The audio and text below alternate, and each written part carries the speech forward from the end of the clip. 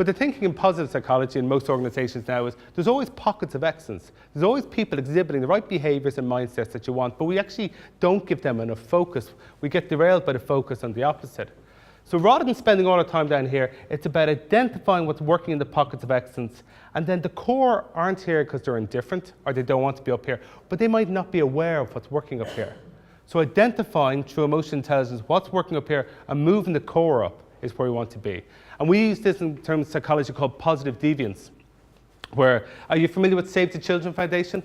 Second biggest charity in the world, and they use this approach whereby in the one I liked the most when they used it was in 91 in Vietnam, over 40% of the kids were suffering from malnutrition. So they asked Save the Children Foundation to come in. And when they came in, the government didn't know the figures on people who didn't suffer from malnutrition in areas which were bad. So Jerry Stern was in charge at the time, and he was trying to identify, is there any families living in the same dire circumstances, but they're not suffering from malnutrition?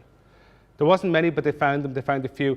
And they went to stay with them to see what was going on, and they identified that these families were feeding their children food, what is generally considered adult food, shrimp, green potatoes, stuffed cotton paddy fields.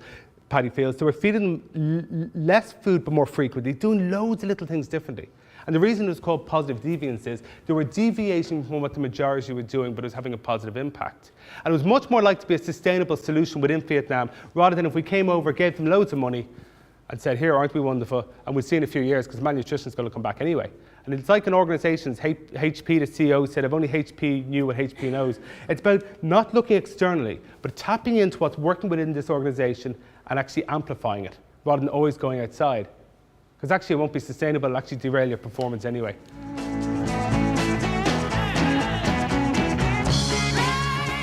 You know, Jack Welch used to say, as a leader, what you guys are, you have a huge impact. When you turn up and work, if you're not in a great mood, that can greatly impact people, 5 times stronger than if it's just a colleague or a peer. And Jack Welch used to say, if you're getting out of the car and you don't have a smile on your face, he said, give yourself a smack in the face before you get into work, because you've just derailed a lot of people's engagement, hugely. Richard Branson said recently, it's your competitive advantage. As a leader, showing up, and people mirror that, showing that you've got a smile on your face can actually help engagement, rather than just being busy and stressed, because actually that spreads. If you're busy, your people are going to be stressed. If you're stressed, you've just increased their stress.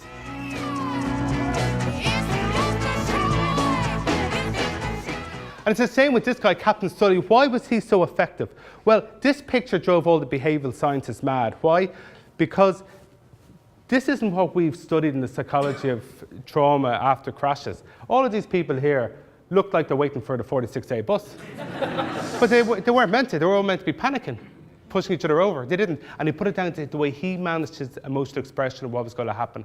He managed his emotions well. He didn't panic. He didn't tell people nothing, which you could forgive him for, because they crashed. He didn't come on the radio and go, look, we're all going to be okay, which sometimes they do. And then when you crash, they all panic.